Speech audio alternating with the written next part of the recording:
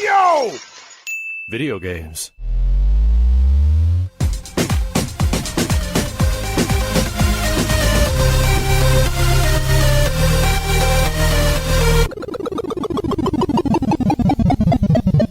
What up, dudes, and welcome back to the YoVideogames podcast. I'm Matt. And I'm Andrew. And once again, thank you to all those generous patrons who've kept us going for over 400 episodes. Yeah, if you're interested in becoming a patron at any level, please check out patreon.com/YoVideogames podcast. The dude of the week is Brandon A. Thank you, Brandon. Appreciate it so much. Brand new dude.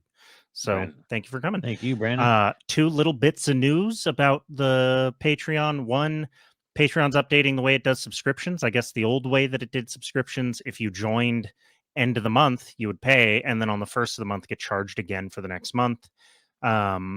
This new way is like you only pay based on the date that you join. So you join, you'll pay a subscription fee, and then you'll basically get renewed every month on the same day that you joined last month. So if you join the 15th, you get charged.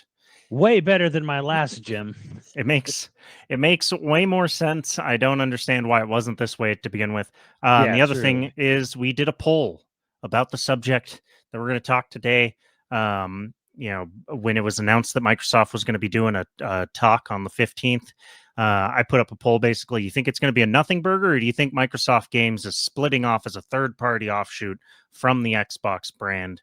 And I had some cool discussions based around it. And I think the funny thing about it is both right. Both sort of right, and we'll get into why. Both right and both wrong, depending on how long of a view you're taking.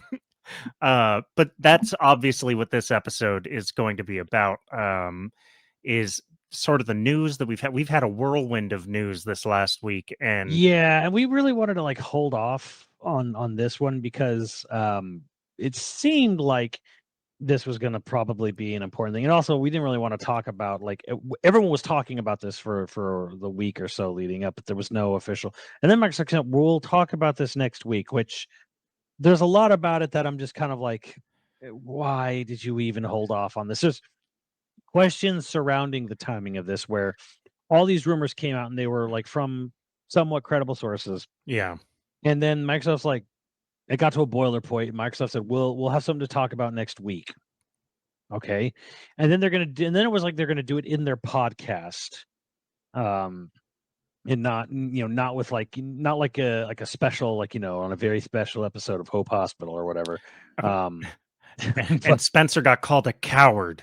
He's gonna hide behind a microphone. It's like it's a video podcast guy. Yeah. So so there was a lot of timing on how this all went down, where I was just kind of like, well, why don't I just come out and just say it?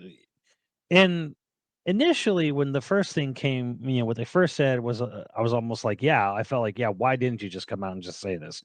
Because speculation went rampant. The two biggest things were that Starfield and Indiana Jones, he deconfirmed them going multi-platform. Yeah, he reiterated that they are not going multi-platform. There was an interview, I think, with Verge or with someone else, where maybe not Verge, someone where he was like, I'm not going to rule out, never say never kind of thing, whatever, right? Or I'm sorry, it was Verge, I think. I don't know. Anyways, he's been giving interviews to other press outlets, sort of in advance, that go up that went at the same time as this. And a lot of people who are not really are all saying he confirmed they're definitely coming, where he just said, look, I'm not saying, I'm not saying any game is permanently one way or the other, but we're only right now, it's just these four. So a lot of people are saying, oh, so they're coming end of the year, they're coming. And I'm like, I don't think they're coming end of the year, because there was a thing he said in this podcast where he said they've been out over a year. That was a kind of a key line that no one seems to be talking about when he's talking about games that are going multi-plat. Third party, yeah. Yeah, he you looked at games that have been over a year. And I think the first thing that's really important to say about this is that, I forget the exact wordage he used, but it's the wordage I've been saying, which is, he's talking about games that have done as much as they can for Xbox and PC. And another thing that he mentions pretty specifically is it's going to be games as a service for at least one of them, because you can only go so far on a single platform with a game as a service. And they're thinking about how do we get it beyond the next 5 years? So I think that gives hints as to what we think it'll be. Yeah, like Um, two small titles, 2 live service games. Yeah. And they've pretty much already come out. People have already come out and said exactly what they are. It's Hi-Fi Rush and Pentiment. Those are your 2 small titles. And Sea of Thieves and Grounded is the Right. 2 live service titles. It's like people are like, there's like 99% this is going to be it. And the weird thing is, and that actually kind of got me a little miffed where he's just like, I'm not going to say what those 4 games are. We have, I'm going to let those 2. It's like, oh, fuck off, dude. Like, just strung people around this long. And then it's just kind of like, okay, it's only going to be 4 games. We're not changing our strategy. I'm not going to tell you what they are. I'm going to let that happen, which that's real annoying. But I think this is conspiracy. I think something like Hi-Fi Rush was meant to be in a Nintendo Direct. Like, if this stuff wasn't so heavily rumored, if there wasn't all this like blow up as far as like everyone in the industry reporting this, Microsoft may have been happy to not say anything ever, and then just let a Nintendo Direct was going to happen. Hey, Hi-Fi Rush is coming here, and then people be like, "What the hell is this about?" And they're like, some of our games, we're just going to put some of our games multi-plat. They probably didn't want. This is probably an not embarrassing, but sort of like this is a damage control podcast. Like, let's call it what it is. Yeah, and I do think that, like, if it would have come out in a direct where it's like, one, Hi-Fi Rush is going to do great on the Switch, especially because the Switch does so well in the Japanese market, and Hi-Fi Rush will probably do well in the Japanese market. But if it would have come out, they might not have even called it multi-platform. They might have been like, hey, we're just deepening ties with Nintendo, who we don't view as competition. Yeah. Like, we view them as an avenue. So there's a couple things, like, why are both sides of that poll correct? One, this is sort of a nothing burger because they haven't really said anything that is vastly different than what Microsoft has been saying or Xbox has been saying for 20 years. Namely, I quoted a couple things where it's like, we've said this before. In the next 5 to 10 years, they don't think that exclusivity is going to be much of a thing. I think it's going to be more like 10 years, but we've said how many times that Microsoft doesn't care about exclusivity. They want to be in all the hardware. They want to be on everything. They sell software. So for Xbox to be focusing super hard on exclusivity doesn't align with the overall Microsoft brand. And that is something they reiterated here. They don't want to own the screen. They just want to be the most dependable thing on whatever screen you're using. Well, I also think too that, like, if you want to take like the most broad strokes look at this, they're putting small games later, like year plus later, smaller games, live service games. Anything that's an expensive AAA first party game is not going to be necessarily on PlayStation. Right. It sounds like Game Pass is going to be Xbox only. Yeah, that was the other thing that sort of, and PC. Matt Booty also kind of like said, like, straight up, Game Pass is not coming to other stuff. Game Pass is just going to be Xbox PC. You're never going to get Game Pass on PlayStation, which I don't think PlayStation would have ever let them be on PlayStation anyway. No matter how much money it's worth. One, because PlayStation, Sony in general, the same problems that are affecting Sony and its other, corporate aspects or its other umbrella are now hitting Sony in PlayStation. PlayStation has been, I would say, dominant for the last 10 years. I think that's probably pretty fair. PS4 and, PS4 was like a 7-year generation. Yeah. So the last 10 years, Sony's dominated. And I think that they were, it's like that meme with the guy screaming, yes, yes. And then it's like, no. We're hitting the no part. We're hitting the find out phase where, like, they rested on their laurels for a while. And now we're not getting anything first party from them. No major announcements until April 2025. This is kind of a pivot because their COO had a big investors call yesterday. Yeah. And what you said is basically what we've kind of been trying to say, and I know others have been trying to say this too, because a lot of, it blows my mind that there's adults today, even adults closer to our age, who are still stuck in a console war mentality, which blows my mind. But whatever. Console warring is stupid as hell. And it's bad for the industry. But people were kind of like, doing this, like cheering their team on, with Right. yeah, like Sony's rocking, Microsoft getting crushed, like Sony dominate. No, because the guy who's in charge, their chief operating officer, basically, he had a very specific, kind of veiled threat in his conference call when he was talking about PlayStation Studios yesterday, because he was basically saying that they're having a 6% profit margin, and they don't. He's like, I don't know if they understand, how bad that is, basically, or he's like, they're very talented, they're very creative, but they need to understand, like they're maybe not sure exactly, how budgets necessarily work between studios. Like, he had like this really veiled threat sounding thing where it's just kind of like, you guys better start pulling your weight, because here's the other thing too. This is going to sound a little doom. How can you say doom gloomy? Okay, Spider-Man 2 kind of plateaued, as we found out. Yeah. It hit, they said, over 10 million as of February, right? And that 10 million was achieved within like 2 weeks, or like close to it. Like they sold they pretty much sold every Spider-Man copy within 3 to 4 weeks. And in the months since, it kind of stopped selling altogether.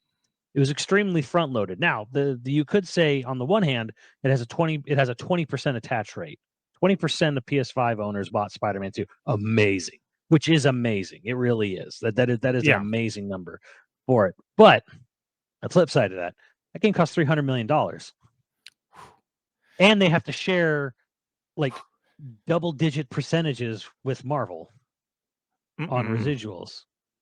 So let's just think about that for a second. Like, that sucks. Like, this industry cannot hold its own up its own weight when you have to spend more than $250 million on a single product. Now, has the game made profit? Yes. But well, there's two key things to remember about this. One is the tech industry in general will often post like 40, 50, 60% profit margins. And people started to believe that was normal. But let me, a normal basic business school profit margin, where it's all like, hey, a good profit margin, a fair profit margin is 15%. Now, I don't know if that still counts. That was like around when I was in high school, was like you're going to start a business, you want to do cost plus 15% is like a safe, healthy thing to have. That might be all different now. I graduated in 2007. I'm old fuck now. Maybe it's all different. But the thing about it is like, you're talking about everyone shooting for that 40, 50%. Well, that's not even what Sony's saying. They're saying they're getting 6%, and that's well under what used to be considered like a healthy, like you can survive. That's half. Less than half. That's pretty rough. I don't think that's necessarily on the developers, one, because I bet you the 300 million isn't going purely to development. I bet that's marketing budget is folded in there. Yeah, that's with marketing. 100%, and yes. Marketing is nebulous at best. Not to say like marketing is all a sham. It's not, but there's a lot of bullshit in marketing. There's a lot of stuff that's, for every CMO that really understands marketing, because marketing is just propaganda. that's all. For every CMO that understands that, there are a lot of CMOs that go, carpet bombing is the only way to market. And carpet bombing is extremely expensive. You can debate how effective it is. But I would argue. I'm arguing it's less and less effective. Like, maybe I would agree. Maybe for Spider-Man, it's kind of important, because Spider-Man has that sort of like, he is the most popular, most recognizable superhero. Him and Superman and Batman are like the three most recognizable around the world, right? So if you have putting on a bus stop and in a billboard that there's Spider-Man 2 on PS5 is going to reach people that it otherwise wouldn't have. Yes, that's kind of true. However, there's a lot of things where I don't know how it costs so much. How much money does it really cost to throw a trailer up on YouTube? How much money does it cost to have, like, their guy handling their social media on Twitter and TikTok put out a few tweets, throughout the year about, hey, game's coming. It's a reason why internet or digital marketing is sort of confusing to old hats, right? Like, if you put out a really good trailer, a well-made trailer on YouTube, it'll, especially if you're making a Spider-Man game, it's going to get picked up as content for every single blog, every single guy who makes content about Spider-Man, about games. If you put a trailer that's mysterious, has like leading or mysterious qualities to it, you've now enticed content creators without paying them a dime, right, to make breakdown videos. The conversation is going right. And so it's like, I would argue that with a Spider-Man game, you don't need to carpet bomb.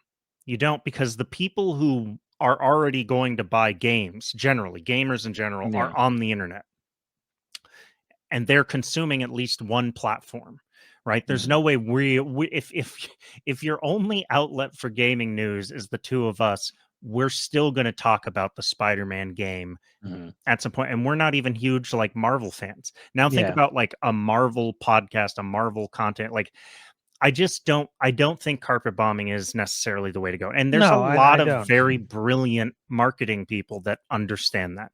The problem is they are all working for old hat CMOs that carpet bombing is just the way they do. You also have to wonder, putting an ad out for boomer age people who are watching TV doesn't fucking mean anything, because they're not going to buy a Nintendo here's the other 5. thing too. Who wants to be the guy to tell you your job isn't as expensive as it has been?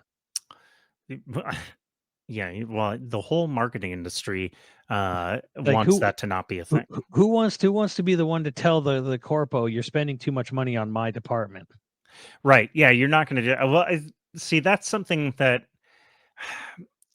I don't know how you address that. It's built in, right? Right, because the reason, if you say you're spending too much money, they don't go, oh, then let's not put this everywhere. They will still want to put it everywhere because there's a prestige to that. Right? You see my product everywhere. Look at how big my dick is. Yeah. No, they'll go, oh, maybe your team's too big. And very often they'll cut like copywriters, or they'll cut writers, they'll cut the creatives, and be like, yeah, you said we were spending too much. It's like, yeah, you got the wrong fucking message. But there was other things that I took notes on. Of course, Activision Blizzard's going to be on Game Pass. There was an announcement. We knew that. There. Yeah. Diablo 4 is now going to be the first Activision Blizzard game on Game Pass. Diablo 4, end of March. I do want to call out something that we both commented on when we were watching it. I commented on it a little bit in the positive. You commented on it a little bit in the negative. I think we both reached a consensus. Phil Spencer directly says the industry didn't grow last year. It was flat. And so layoffs, period. Like, he came out flat out, said it. It was super profitable, but they didn't get the growth that they needed for the expansion they did. Here's the thing. He's right about that, in a sense. And I sort of view it as a positive that he just outright said it. He didn't try to like. I guess it's positive in a sense that he's like, he flat out admits, like, yeah, we had to lay people off, and he then like deflected a little by saying it's not just us, which is true, but also like, okay, right. But the thing that kind of it's eroding me, and I don't know why it's not eroding more people, or just like chipping away at them, where it's just like, this industry needs growth. Why does this industry need growth? Like, eternal growth space is unsustainable. And as a consumer, what do you give your growth? Who cares? We're already in the game industry. We're already gaming. Like, if in an average, now this isn't true for Xbox, and it kind of never has been, but like, if your platform, like a Switch or a PS4, sells over 100 million units of hardware, do you need growth? If you cannot get profit off of a user base of 100 million plus people, Well, he talks about that too, where he's all like, "There's only two ways we can grow. Either we get new players, new people that are joining gaming for the first time, or we figure out how to squeeze more money out of the current players." Well, the thing is he's They're gonna do part of both. he's part of the massive publicly Right. traded company, and this is like the problem with it is that like growth, any talk about growth for a company doesn't involve you, the player.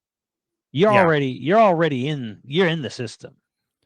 Yeah, they You're not don't part of care that about growth. they don't even actually care that much about keeping you there necessarily.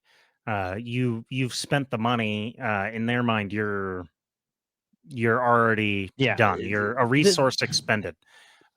because making something that's making a product, selling it, and making money off of it isn't good enough.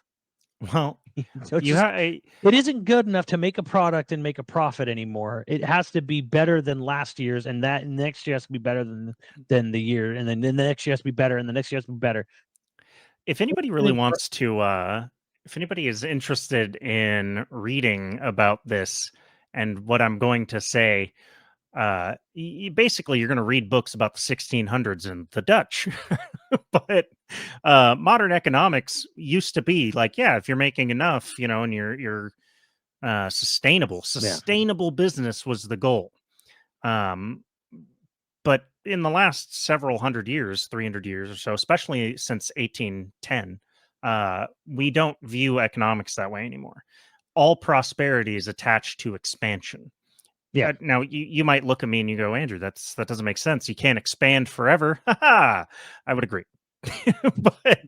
but all of our economic models are being profitable isn't enough, and this is the quagmire. The whole reason this whole podcast that we're talking about, the whole podcast we watched that we're talking about in our podcast, the whole reason for this being is because this industry can't sustain itself.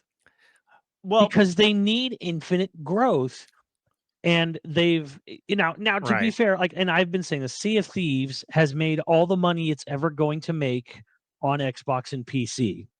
It's reached it's just about reached its maximum potential, right?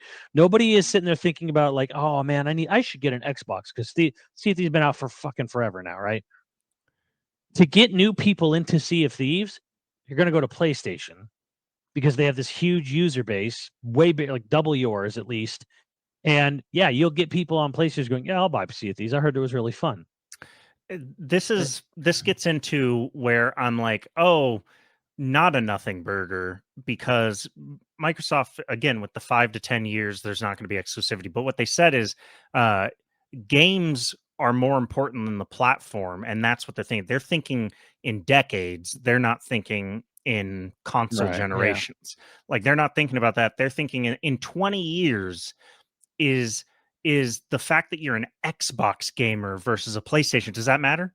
Well, they don't want it to. They want it to be, I buy games for whatever console I have, for whatever PC I have. And they even talk about how they want to build in longevity to their systems.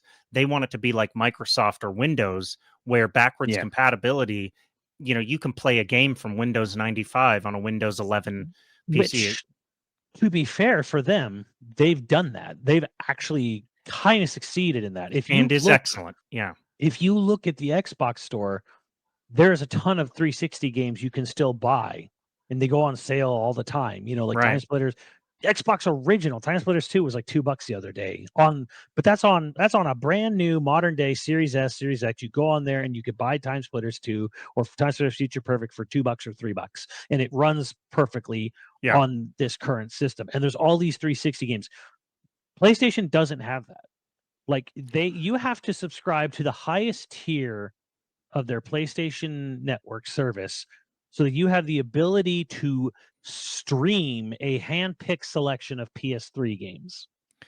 I do want to say that this the is majority of 360 just runs on the Series S.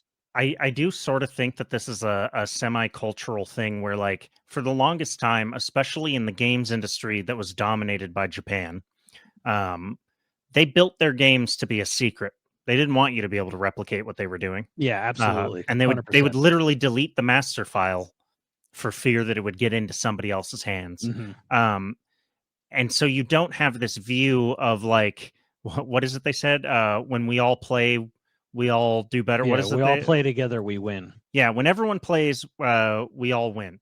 And it's like, well, that mentality doesn't mean no.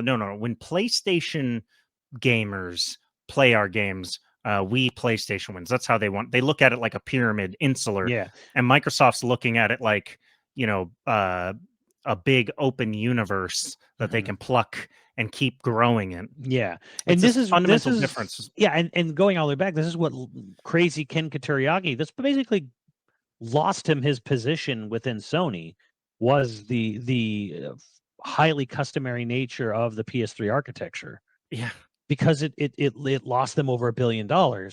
And what did they do? They ran to Mark Cerny and the Western devs, it's just like, what do we do? And he's like, how about like more open source off the shelf parts, x86 architecture and stuff like that. And yeah. that means that the PS5 now is pretty much almost entirely backwards compatible with PS4. Yeah, and it also means that basically anything that runs on, an Xbone, which is x86 architecture, is because they're just PCs now. They're just stylish looking little mini PCs. And I personally, I think that is a very good thing. But I think there's a rah tribalism that we all get about who's your team, same way that like some people will legitimately get mad if you have an iPhone and they have an Android type. Like you say it like, oh, online it's a meme, but like there are real people who will not date other people who don't use iPhones because they don't like the green text. But like that's an exaggerated thing, but it is also actually a real thing. There are people who care about that because we're weird little animals. Like we're just weird little guys. We are weird little animals. All we want is food and to come, and like everything else is just weird little brain. Oh yeah, 100% surges and shit. But I do think that that's this is where this presentation was interesting. Is you start to get more philosophy out of Microsoft or out of Xbox. And one thing that I notice, and we've said this in the past, and maybe it's like it's just nobody believes us. But like Spencer and Booty and Bond, they're all paying attention.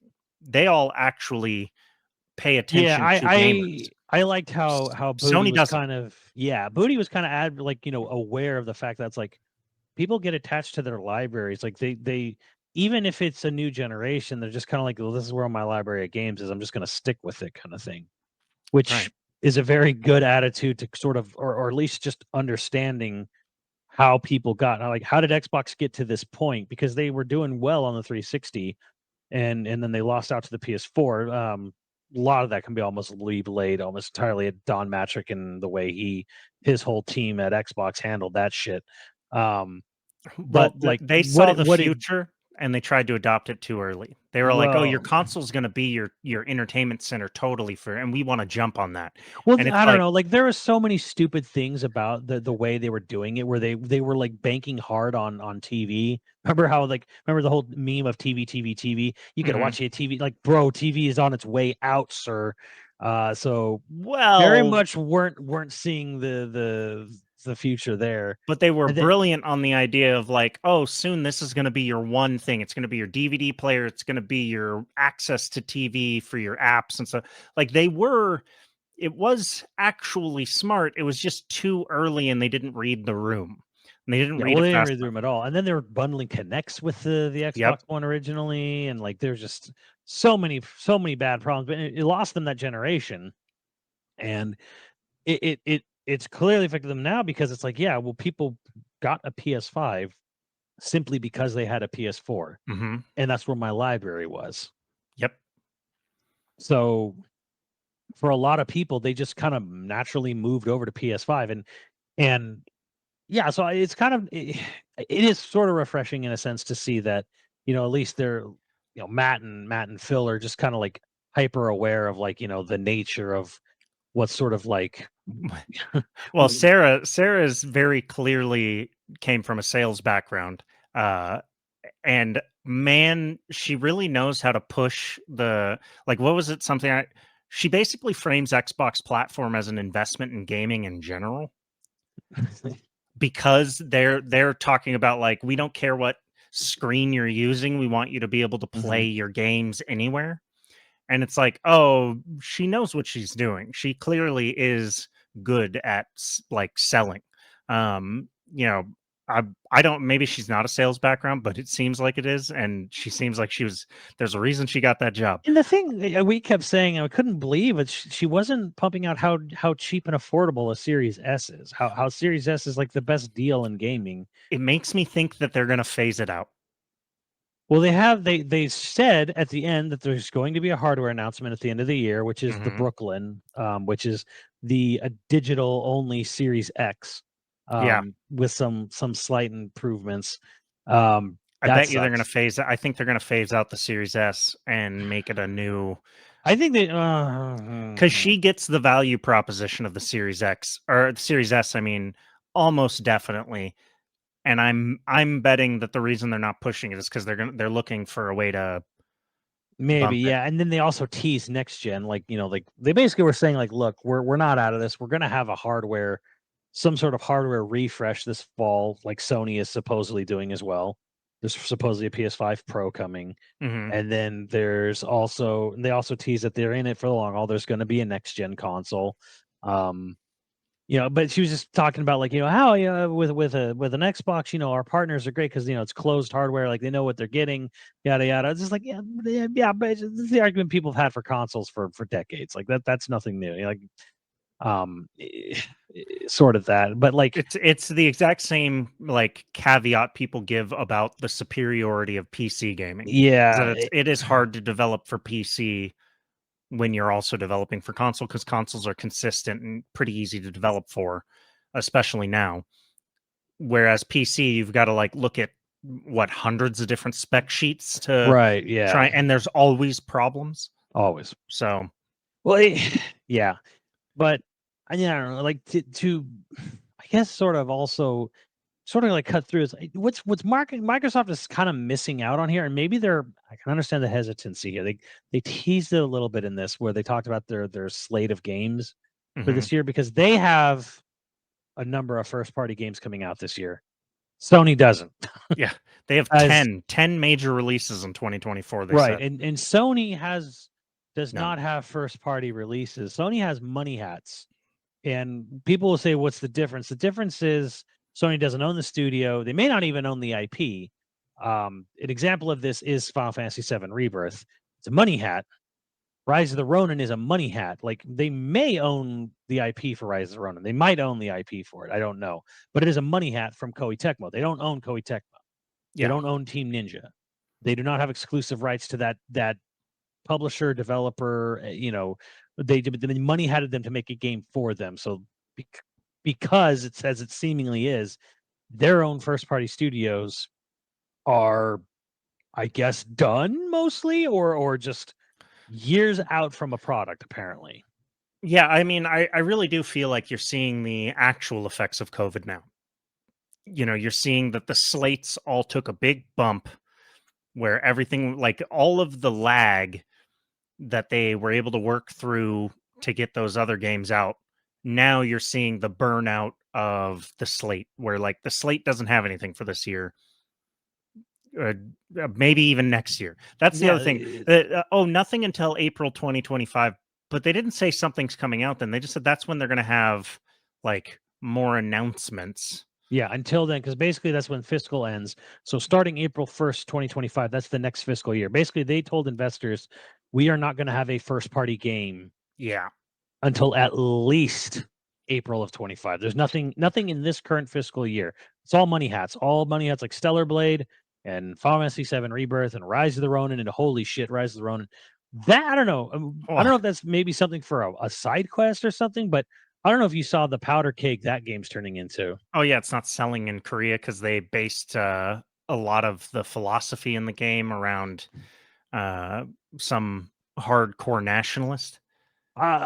It's one of these amazing things. Like, I don't know how to. I'll try to summarize this. Basically, Rise of the Ronin is about the sort of that the Meiji period, whatever. It's forced reopening. Yeah, it's the time and place in history where the shogunates basically lost their power. Western influence was creeping in, and the imperialistic family was basically reinstated, imperial rule.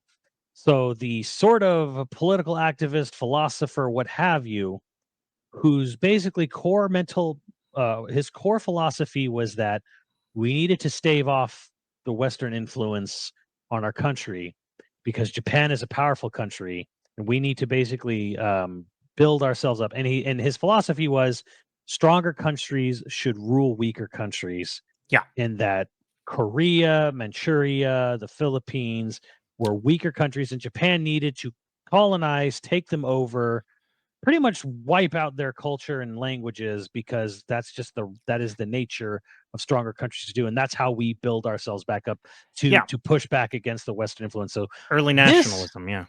This is the asshole who the director of the game is in love with and wanted to make the game to sort of glorify his teachings, which, holy shit, wow. Well, I knew this wasn't going to be the most nuanced take on history, but holy shit. I don't think so. There's two things about this. Is like right around that time, where the Meiji Restoration is where nationalism and romanticism both took root worldwide. It's where the idea of a nation comes from. People think that that's something we always felt like. Oh, people in France, there was always a France. There was never a France. There was a regional or an empire, the Holy Roman Empire. Like the nation of France, the nationhood was a new idea. America or the United States as a nation, the whole reason that came about was that the idea of nationalism was just beginning to start in the late 1700s, right? Every single nation has this guy for themselves because they had to create some uniting mythos, some uniting philosophy. You have bad examples, right? You have bad examples where that shit went wrong. Fascism is just romantic nationalism taken to an extreme. The thing about it is like Winston Churchill was a nationalist. Fucking Patton was a nationalist. I don't necessarily like, this isn't some smoking gun where it's like, oh, this guy's evil as hell. No, he buys into his nation's myth and he built a game around it. A lot of stories are built around nation's myths. So I'm not necessarily, I understand why Korea is like, hey, fuck you, that's not coming here. Get that. They got a lot of bad blood. It wasn't even, because for him, it wasn't even like, I need to build my own nation up. I need to build my nation up by subjugating my neighbors, like hard. No. It's not he's building his nation up by subjugating. No, he's subjugating because his nation is built up and your nation is not. And so we deserve to rule. That is true. Yeah. We are great. We are the great people, and you are not the great people. I can totally get why it's not coming out there, but I was just kind of like, wow. Because they teased how in the trailer at State of Play or whatever, that like you're going to be able to decide which faction you want to go with. But now we know that there's the good route. There's the right faction. The good side is going to lead. I was like, oh boy. I just don't. I don't inherently consider it evil to have that. Yeah, they were the bad guys in World War II, and so but like from their point of view, like their nation's mythos isn't. He's not saying anything like, and it's right to do so. He just likes the philosophy of a Japanese greatness, which. We have an entire political party that is now dedicated to the greatness of of years of yore. So I'm just not willing to like be like, oh, that guy's a fuck. He's probably just some random. He's a regular. To me, I'm just kind of like, why did Sony put out this video, like this dev diary? Because truly, outside of the internet, this shit don't matter. Everybody's just like, oh, okay. It doesn't. Outside of the internet, you've got a lot of people on the internet who breathe and consume this all day, every day, and average regular people outside of the internet. I could definitely see mainland Asia being a little like, being a little like iffy about this. Sure, Chinese nationalists just got so mad because Mezi was injured during a game that they were an expedition game or exhibition game. Exhibition. Yeah, he got injured. He pulled his hamstring, and they got so mad because it was an insult to their national identity. Yeah, there's fucking idiots everywhere. Like, yeah, mainland Asia has just as many nationalists as Japan does. Korea has just as many nationalists. Yeah, that's all I'm getting at. It's like, it's yes, the dude was clearly a nationalist, but I'm just not going to say like this developer is like an idiot because he didn't realize that everyone has that. I'm saying from a PR standpoint. Yeah, but think about this. Like, if you never thought about, and I'm not saying you specifically, but you, the royal you, never thought about nationalism as something that was invented in the last 200 years, it might not occur to you that this is a weird thing to like, it might not occur to you that this is something that would piss off, one, Japanese culture is very like self-centered in a lot of ways, a lot like American culture. It might not have occurred to him or to the PR guy at Sony that this was going to ruffle any feathers. Like, yeah, yeah, of course, Japan's great. What are you talking? I mean, it had to. It has to really just be like that. Like, yeah. Now somebody's like, wait, what do you mean people don't like this? Like somebody somewhere is like, oh, you really messed up. What do you mean? I'm still kind of like, I'm waiting with a sort of jovial, like, I can't wait to see how Matthew Perry is depicted. Yeah, there's he's gonna be such a big buff, or not buff, but like big blowhard brute. He's gonna be a barbarian piece of shit for sure. Yeah, he's like from the American perspective. He was given the order to reopen Japan for trade, and he went and he did it, and he was actually pretty tactful about it from our perspective. From the Japanese perspective, here's this rude motherfucker who is a giant. He's 6 foot tall in the early 1800s. Like, Napoleon was average height, and he was 5'7". He was considered a tall man of average stature. And then you have like this, I don't know, is Perry like from a Danish line? He's just six. You're just like, what is this asshole? Like, he's the size of 2 men, and he's probably not speaking Japanese. There was a whole lot of arrogance there. He spoke through gunpowder is what he spoke. Well, technically yes, but then when it came time to actually talk, he didn't even speak Japanese to English. He had a guy speaking Chinese who could speak to someone in Japan who understood Chinese, or I don't know if it was Mandarin or what form of it, but it was wild. It was through that. Like, he picked up a guy, I think it was Hong Kong or China. He picked up someone who could speak that language and interpret for that, and then they interpreted another person interpreting. Yeah, I haven't read a ton about this period, but from what I understand about that, like for the next like 100 years or more, like Japan and the United States really fancied each other. We were just the Japanese would send artisans on steamboats, which blew their friggin' minds, to San Francisco. Oh yeah, to make stuff for ambassadors to show like Japanese artistry, and like there was a big fascination on the very racist side. There was this, especially in San Francisco, there was this view that the Japanese were like the cultured. Oh yeah, I've seen. Yeah, compared to the Chinese. I've seen historical documents about this stuff. It's wild. You read like the briefs of like, oh, there's a delegation from Japan coming to San Francisco, and it'll be like right next to the most racist shit you've ever read about Chinese people, and then they'll be like, oh, these glorious artisans from the East, and you're like, wow, they have no self-awareness at all. I wish we could say we. I mean, to be fair, too, like, I mean, prior to the Matthew Perry, whole like showing up and just sort of, no one had ever met anybody. The thing is like one of the reasons they not wanted the poor, obviously money was the main one, but like anytime someone would shipwreck on a Japanese-owned territory, they usually would just kill the people. If you came too close at all to a Japanese-controlled island, they would they'd kill you. So, like, that was part of his peacekeeping mission, was like, all right, stop killing people who shipwreck on your shores. Yeah, and there was probably religious motivation, too. There was let's probably. say like this could have been a really interesting nuanced take. We're not getting it in Rise of the Ronin, apparently. we're getting very much in a like pro-imperialist.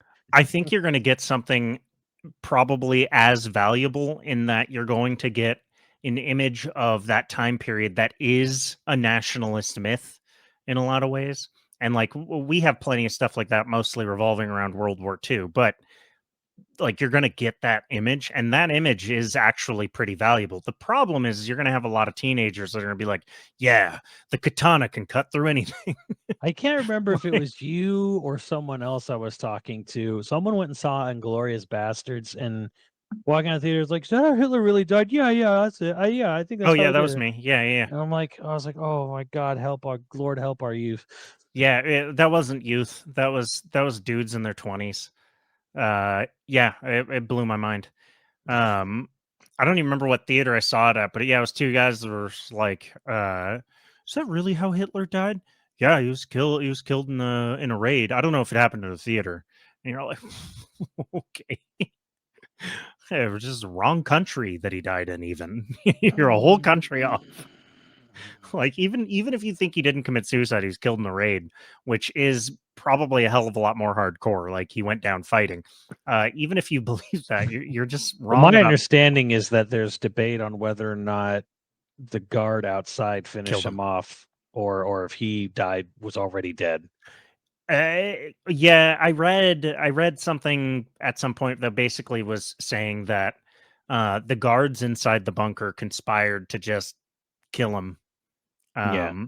But the thing is like Ava Braun committed suicide and killed all of her children in such a horrific way that like all the commentary around that was like, if guards were the ones that were going to do it, they probably wouldn't have killed Ava Braun because she wasn't important.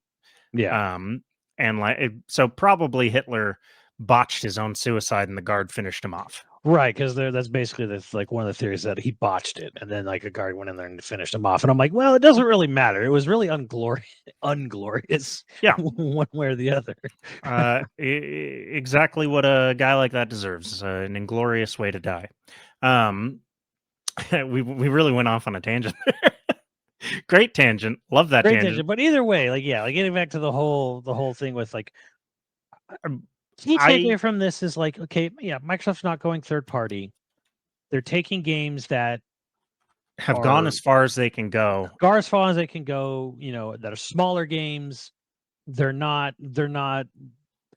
This doesn't happen anymore. But back of the box games, right? Remember when you buy a console, there would be a whole bunch of screenshots on the back of the box of the console. Yeah, all these games you can play on the GameCube. Here's a really weird, awkward digital Kobe Bryant. So like they're Pentiment, Hi-Fi Rush. As much as we love Hi-Fi Rush, it's not a back of the box game. Sadly, maybe if there was like 10 of them, we could argue, hey, you should get an Xbox. You got all these cool, quirky games like this. It's also, this is something that can revitalize it for Xbox gamers too. Like say Sea of Thieves. Sea of Thieves has gone as far as it can go. Maybe new content will come out, but this is the reason why new content might come out. Like if it takes off on another platform, now you have even more reason. Oh, you can finally play Sea of Thieves. I'm going to hop on with you. Yes. It can revitalize the player, but like things like that, I do agree. There's nothing but good there. Like exclusivity has been a dead model, in my opinion, since the 360 era at the latest. Like really, I would say, PS2, GameCube, like I think you saw the limits of exclusivity there. Now we're and they pointed it out with Roblox and Fortnite, and they have their own Minecraft, which has always been multi-platform, and Call of Duty is in its own way. The other one I was thinking that never got mentioned was Grand Theft Auto. Oh yeah, and how Grand Theft Auto has sold more than any console has ever sold, ever. The number of copies of GTA 5 out there in the wild is greater than the greatest selling console. More copies of GTA 5 have gone out there than PS2s exist in the world. Well, you have this like ecosystem debate every time you talk about exclusivity where someone's all like, yeah, but this is how you get entry to the ecosystem. Well, Microsoft doesn't care about what ticket price you pay to get into they just want you in the ecosystem. Yeah. Like they want to lower as many barriers as possible to get you in the Microsoft ecosystem. If that means Game Pass is on PC, Game Pass is going to be on PC as well as on Xbox. The reason they're not putting Game Pass on Sony stuff is because Sony won't allow it. Right. If Sony was all like, yeah, we'll allow Game Pass on it, Microsoft's absolutely going to do that. Because then when it comes time to buy the next generation console or to buy a, Microsoft game or whatever reason stuff, it's like you already you're in the ecosystem. You're already there. The last, however, we can say with full certainty, right? The last person that will still be beating the exclusivity drum at the end of the day will be Nintendo. Yeah, but I sort of agree with Microsoft's whole take on that, where it's like Nintendo and Microsoft don't compete. They're rivals. They're rivals for a similar idea. And what do you do with a rival is you work with them as often as you work against them. Like they push you to be better. You push them to be better. I don't think they view each other, because I don't think Microsoft cares necessarily about making a handheld. I think they care about Nintendo being the outlet for their handheld games. Someone was saying in an interview that just went out today that like, oh, Microsoft might be teasing a handheld. I think it's just lip service from Phil. I would actually like that. I want more competition in handheld. I'd like Sony to bring back the PSP. I would like more options in that world. I would see more stuff where like the ROG Ally, which has, I think, Game Pass can work on it because it's a Windows based. I think Steam Deck is Linux based, but like I think the ROG Ally is Windows based. I can see them sort of like pushing Game Pass onto a ROG Ally and being like, we're not making a portable console, but this portable thing will run Game Pass. So I think that is absolutely the direction they're going to go. I think part of the reason why they wanted mobile so bad is they viewed mobile as maybe their entryway into the handheld world. They're going to make like, oh, you can get handheld versions of Xbox branded games. And to me, it's almost kind of sad. I actually think it's sad that Nintendo is still going to play the exclusive game until the heat death of the universe. And I know, like, because hear me out, okay? Because I know, like, a lot of people are like, oh, that's why I buy Nintendo. That's why I love Nintendo. Listen, please, just listen to me, you Nintendo cucks. Metroid, Fire Emblem, Xenoblade would benefit immensely from getting a late PC release, even if it's later, a year later or a year plus later. All three of those franchises have hit a ceiling of 3 million. Xenoblade hasn't even gotten there. They're close to 3 with 2. But Metroid Dread, Fire Emblem 3 Houses, Horrors, whatever, Xenoblade, they all at best got into the 3 million range. Those are core gamer games that aren't selling the system. Nobody besides me is buying a Nintendo Switch for Xenoblade. Right. Maybe a few people, maybe a few 100,000, maybe buy it for Fire Emblem or Metroid. But as we saw with Dread, that hit a ceiling. And that was the best-selling Metroid game ever. And it hit a ceiling, like a hard ceiling. Those 3 games, just the hardcore games I'm talking about, like those franchises specifically, put them on PC. Right. I say you get 5 to 7 million more sales. I think PC gamers would eat that up. Eat it up. They would eat up Fire Emblem. They would eat up Xenoblade. They'd eat up Metroid in a heartbeat. So I do sort of see that as a long-term game for Microsoft. Like I hope Microsoft can convince Nintendo of it. Yeah, anything, I do. Just be like, okay, you don't have to bring it out day one. Although Sony's learning the hard way on maybe they should, but yeah, I didn't mean to cut you off there. No. I agree though. I do think that Nintendo is that longevity based. Like they don't necessarily care about growing the fastest. They're not a growth model. They're a maintenance model. It's why they do so many first party. Like you don't buy a Nintendo for third party games, or if you do, you're maybe bad with money. But they have enough first party and partnerships Right. They're a full ecosystem. They are. And the reason they got to that full ecosystem is because they're okay with releasing a bunch of small games. Your WarioWares, your 1-2 switches, even your Ring Fit and Labos. Like they're fine with smaller titles. They're okay with that, which for some reason Sony's not, for God knows what reason. Well, because I think Sony got infected with their movie business philosophy. I think Sony, I think they view like AAA games as blockbuster, and they're in the blockbuster business. And I think that they are, again, hitting that roadblock where it's like, well, just like movies, blockbusters are at an end. You're going to see a very slow transition back to that model of smaller films doing really, really well. What's that? Anyone But You romantic comedy that is absolutely murdering it. It is a $30 million budget movie that is just killing it right now. And everybody's like, well, how is this happening? Well, because people don't want to watch, Mission Impossible. Right. They don't want to watch Mission Impossible, but it's a comic book property. They don't want to watch, they just want, like, yeah, everybody still loves those big, huge movies, but every movie doesn't need to be that. Not everyone wants to go see, what did I see? Argyle. I just went and watched Argyle. If Argyle would have come out in 2015, it would have been huge. The cast is great. A lot of the dialogue is great. The concept isn't even all that bad. The third act drags a little bit, but like overall, the biggest problem with the movie is it's 10 years late. It's a Kingsman movie that it came out after the Kingsman, I think it literally is part of the Kingsman universe, but it's in that style, all the things that the Kingsman changed movie making, all there. The problem is this is the fourth one. And so it doesn't do anything new. And so you don't necessarily there's legitimately great moments.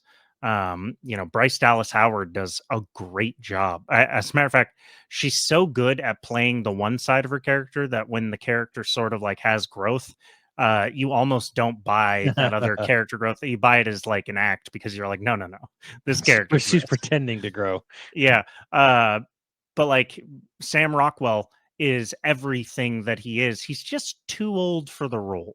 And I know that makes me sound like a dick, but you can really feel his age in the movie. I love Sam Rockwell. I love him in almost every, but if he would have made this 10 years ago, this movie would have worked a hell of a lot better. Just saying. But that's where Sony's at right now, where they're we only make blockbuster games and we have a 6% margin. Yeah, well, I don't know if you saw Helldivers 2 had this amazing launch for them. It's a money hat. It's not a Sony first party owned game, right? But it's a money hat. But it does also look like a lot of fun. Because it's a money hat, day one on PC with PlayStation 5. And it's done gangbuster numbers for them. So much to the point that people are trying to analysts are trying to tell them, look, Sony, holding off on a year for Spider-Man and Horizon was a mistake. Kind of a mistake. And I think it is dangerous for a blockbuster game like Horizon and Spider-Man, especially because a year later, people will have lost interest, moved on. Something else. Even if they never bought it, oh yeah, I wish that game. Okay, I guess I'll get it on PC. Comes out for PC, it's $70 a year later. Whatever. I kind of saw it on YouTube. I saw people playing it. I'm done. I'm over it. Right. This is something that people think that you buy a console because you want a game. And I don't think that's true anymore. I think that was true when you had franchises that really had franchise loyalty, right? You were either a COD player or a Halo player. And this is what Microsoft seemed to be trying to tell people today too. Was that they've been saying it since 360. I know we have said this so many times to a point where people think we hate Sony, and I don't hate Sony. I was a big Sony fanboy through PS2. I didn't get a PS3. I got an Xbox purely on a whim. I got a 360 purely on a whim, and that put me in the 360. But I did not like the original Xbox. I was a PlayStation fanboy. But I don't think you buy a console anymore. You buy the console that you like on completely other decisions than the games anymore. Game exclusivity doesn't buy you a locked-in fan base anymore. If Horizon came out on everything and you own a PlayStation, you're going to buy it for PlayStation. Like, if you own a PlayStation, you're going to buy whatever the games that come out for PlayStation. And it this doesn't happens, lock you in. This happens all the time with many games on PC or Xbox, and it'll be like, oh, it's come out on everything. What do you want to buy it on? Sometimes I'll just, as someone who owns, lucky enough to own all the consoles, sometimes I just sort of like pick whichever controller I feel like playing it on. If it's a single player game and I can get it on both PlayStation 5 and PC, I will choose PlayStation 5 every single time because I want to sit on my couch.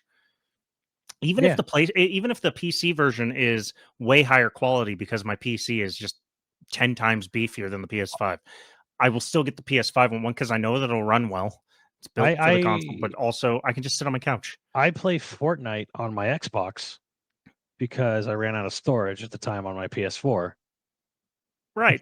So I just went to Xbox. And now it's like, well, I have a PS5. I could get it for that. I'm like, yeah, but I hate the PS5 controller. Yeah. So that's so that is now more likely to, yeah. So now I'm just kind of like, yeah, I like the controller better. I'll just play it on my Xbox because they're all cross save, they're all cross play, which Matt Booty pointed out in this podcast which I was actually super happy to hear. I mean, I know it's executive at Corpo speak and whatever. I was just really happy to hear someone high ranking understand how vitally important cross play and cross save is in today's economy. And Phil even took a shot at Sony and said, we're the only one that offers you buy once. Sony kind of sort of dipped their toe in it, let third parties do it if they wanted, PS5 upgrade path, whatever they called it. But like Microsoft has, if it's a first party Microsoft game and you buy it on Xbox, you own it on Windows, not necessarily Steam, but Windows. Which is kind of neat. I've never really taken advantage of that. I've never used that. I don't care. I think the only KI is maybe the only time I kind of used it, but cross save and cross play is so important. And it's kind of like crossplay was like starting, like it took as a fighting game community, dude. It was really rough trying to drag Japan's heels across, sand to get them to do crossplay. And then cross save is kind of like the next barrier where, okay, that's not necessarily a fighting game thing, but for Capcom, when they had Monster Hunter Rise and there was going to be this really delayed PC launch and then eventually came to Xbox and PlayStation, no cross save. You had to start all over. And it's like, come on, Capcom, like get your ass together. Like they're still anti crossplay. Like they only did it because of public pressure. It's why I said it's so clear that at least these three, either they are paying attention or they have an intern or somebody that's paying attention and like telling them the truth. It just feels like Sony doesn't care about what its fan base wants or is saying. They're like, here's what you get and you better love it. And Xbox seems like it could all be bullshit. They are still a corporation, but it seems like they are seeing what people want and trying to get it there. I think that the sort of wrapping up sort of general view here for me right now, my sort of state of the union is Sony's like, I don't even know how Sony to me, it feels like Sony doesn't know what the hell they're doing, even though it does feel like they're a little lost. Successful. Like they have the branding, they have the brand loyalty, which has gotten them this far, which is very far, way ahead of the Xbox. Mm-hmm. But they have no first party games. They're resting entirely on money hats and third parties. They've done nothing but just release worthless peripherals that I do not care about. And clearly a lot of other people don't. PSVR 2, the PlayStation Portal. Why? I don't care about any of these things. These do nothing for me, like I don't care. I really don't. Like, and there's no games. There's hardly there's almost nothing being made for VR2 now. Like no one's talked about the PlayStation Portal, the Wii U tablet they released for their PS5. I hate the controller anyways. I want to stick a tablet in the middle of it too. No, thank you. And again, more damning is their sort of, what are you doing in your sort of first party space? Like all I really want at this point is a Ghost of Tsushima 2 announcement. I'm not even looking for a release date. Just give me an announcement. Give me something to be excited about, because God of War and Horizon and Spider-Man, they all got their sequels already. I can't get my Ghost sequel. Yeah. I can get like 3 remakes of Last of Us, but I can't get okay. I want my Ghost there. But anyways, I'm honestly with them. I'm like, and now there's all these rumors that they want to upsell me a $600 PS5 Pro. I'm a little bit like, go fuck yourself, dude. Like, there's more. There are more Wii U exclusives than there are PlayStation 5 exclusives. Now that PS5, in their own words, is in the later half of its life. So yeah, I not that I haven't gotten enjoyment on my PS5, but like I'm a little miffed at Sony's strategy personally as an owner of a PS5. Xbox, I feel like they like you said they know where they should be. They kind of know they have their finger on the pulse. The problem is Microsoft shares the exact same problem Sony shares, but Microsoft's coming out of that. I think the pendulum's swinging. Project management. I will toot this horn again. There's a project management crisis. Nobody knows how to manage games. Are too big, too expensive, take too long.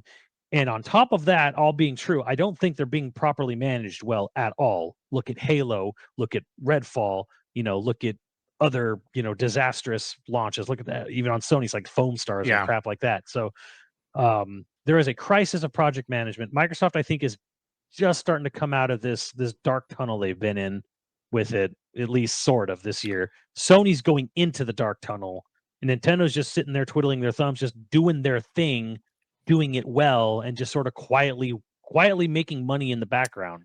This is exactly where Microsoft was. Microsoft was where Sony is right now at the end of the 360. They had real success. They earned that success. They were pretty dominant, but they didn't know, they weren't listening to anybody, and they didn't know where to go. Sony listened. They were like, hey, the PS3 architecture was bad. What are we going to do for PS4? They listened to what people wanted out of a PS4, and they dominated, and they earned it. PlayStation 4 was worth the money, was a great console. Yeah. Like, you had some amazing games. Yeah. Some of the best years in gaming ever were under the PS4. And now they don't know what to do. They don't know what they've been so successful. They don't know how to listen anymore. And they're sort of staring at a blank wall. They're not sure. I would like them to come out of it. Maybe they will, but I have a feeling that the PS5 is going to be a forgotten generation. And that's why I made the joke where I was like, oh, okay, so you're saying that we wasted our money buying a PS5 and that PS6 is where it's really going to be at. Kind of feels that way because it does.